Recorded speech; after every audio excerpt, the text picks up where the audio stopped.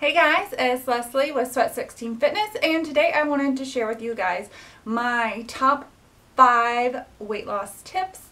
Now I'm going to try and make this video short as possible. I could go on and on and on about any of these, so I'm going to try not to. But if you would like for me to go into more detail about anything from this video or anything, please leave a comment below. And I will try and get that out there for you guys. But let's start with tip number 1. My first tip is don't diet.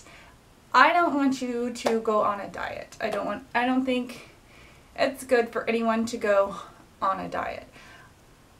I do encourage you to change your diet. So my advice is do not change your diet to anything you are not willing to be on for the rest of your life. Because any weight that you lose from changing your diet, as soon as you change it to something different or change it back, the weight's going to come right back really quick. So I encourage you to change your diet and change it slowly and lose it gradually, and then that way you can keep it off. Because the whole thing about losing weight is changing your lifestyle so that you don't have to lose weight again. It's a one-time thing. Lose weight and then live a healthy lifestyle and feel great. At least 80% of losing weight and maintaining weight is diet.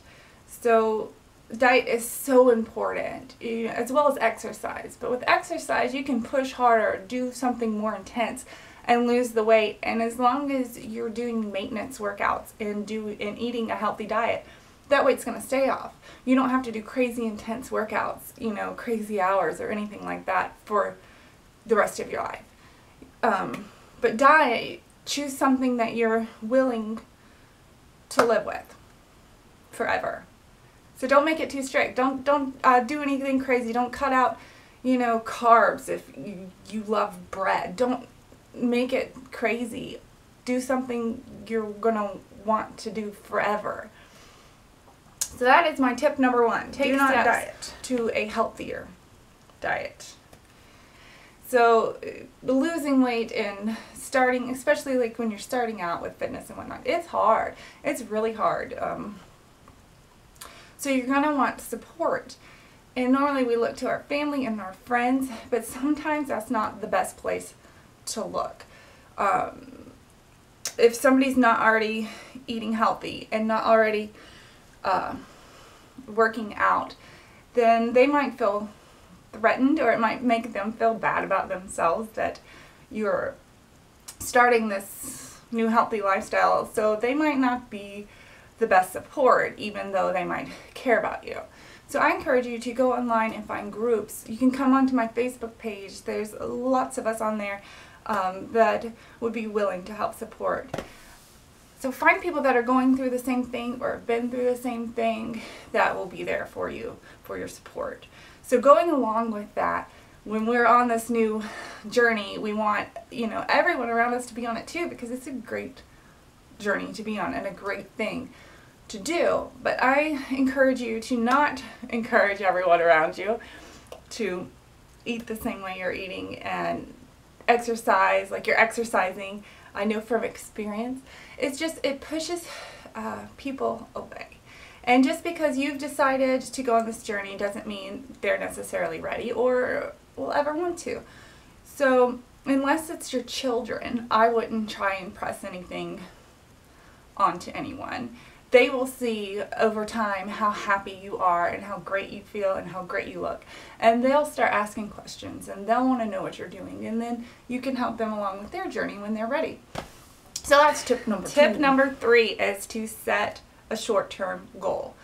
So if you go real hard into something, go real hard and then lose steam, or it's real easy to get going and be going, and then you got that first week under you, and then you're halfway through the second week and it's like, fall off, miss a day, and then it's already back into old habits and it's forgotten. So I encourage you to set a short-term goal. Will it be like a month or 6 weeks? Say, I'm going to eat this diet for 6 weeks no matter what. I know it's not going to kill me because I've chosen a healthy diet that you can easily live off and that's healthy, and stick with it. Or pick an exercise challenge or an exercise schedule that you know you can easily stick with. At first it's easy to be like, oh, I'm going to exercise 6 days a week. You know, at first starting out, set it for like 3 days a week. Something you know you can do in your schedule. And then if you do more, great. But then if you don't, you're not discouraged and want to can the whole thing. So that's number 3, is set a short-term goal and stick with it no matter what. And just know after that, you can go back to doing whatever you wanted to do if that's not working for you. So tip number 3. Tip number 4 is to do it gradually. And that goes with your diet and it goes with working out. So I know when I first started getting healthy, the first thing I gave up, well, I quit smoking, and that's a good one to do if you're smoking, to quit. But yeah, when I first started eating healthier and whatnot, I first gave up high fructose corn sugar. So at first it was really hard going through the store. I was reading labels trying to find something that didn't have it. But now it's really easy. I know what I like, I know things to look for, and it's really easy. It's just as easy as it was shopping before. So just know, even if it's hard at first to find the foods and takes a little more time and maybe cost a little bit more money because you're trying different things out, not sure exactly, you know, what you're gonna like yet, just know it does get easier, it gets way cheaper, takes less time. So just know that, and set maybe one, like, give up one thing each month. Like maybe this month give up soda or something that you know is bad for you and that you want to give up, and then next month give up high fructose corn syrup. So I gave up high fructose corn syrup and Diet Coke. I know that's in Diet Coke. That was hard. That took me 3 tries to give up Diet Coke. But I did it. And let's see. Then I went to colored numbers. I wouldn't eat anything with colored numbers. And then of course I gave up meat and dairy, and that's a whole nother beast. But like I said, it's easier if you just do it in steps and you're not putting your body through shock and your mind through shock.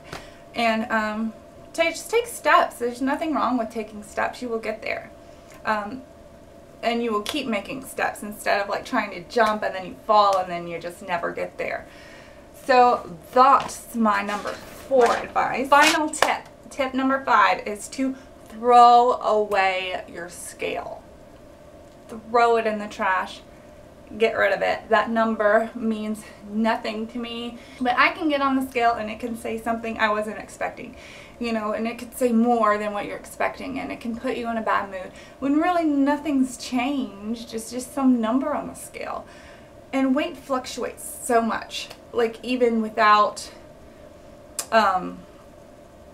building muscle and without eating healthy and eating junk, like it's just gonna fluctuate anyway. So when you're working out and you're eating when you're eating, but eating healthy foods, you know, it's still going to fluctuate. You know, everyone's muscle, you're going to be gaining muscle while you're losing fat. It all depends too on the time of the day, for women the time of the month. Like there's just too many variables in there that can go with that it's not a reliable source to. I don't want you to measure your progress on the scale. Get on the scale when you go to the doctor, or if you really can't throw it away, I encourage you to not do it any more than once a month. I think once a month could be a good indicator, but we all know how we feel. You know what you're eating. So, and when you're skipping workouts or when you're pushing real hard. So as long as you're doing your best and eating as healthy as you can, then that number shouldn't matter. it shouldn't matter anyways. I hate scales. I think they're evil. They're evil little things. Just throw them away. Please, please know that there is not a healthy eating fitness police. There's nothing that says once you start on your journey that you gotta be at it and you can't go a day or a few days without working out, or you can't have your favorite yummy foods. Like, and don't beat yourself up about it if that happens, because it's going to happen. It should happen, and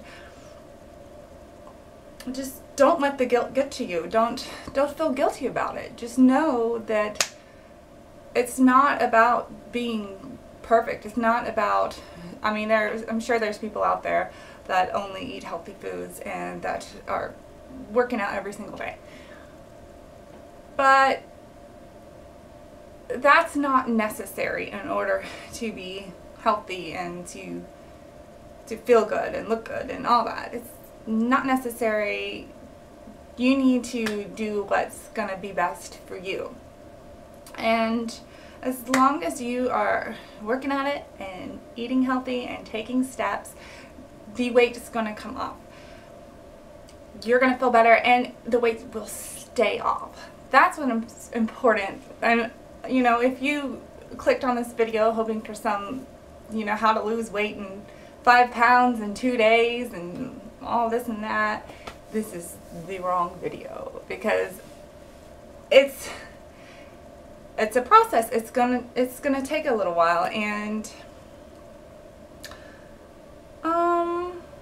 that's okay. I think it's okay that it's going to take a while. You're gonna feel better throughout it, and yeah, love yourself no matter what. Love yourself right now. You are taking the steps to make your life better and to make your family's lives better, because you're gonna be healthier and happier and live longer. So yeah, you should be very proud of yourself. And I'm proud of you, and I hope you have a wonderful day, and I will see you guys in the next video.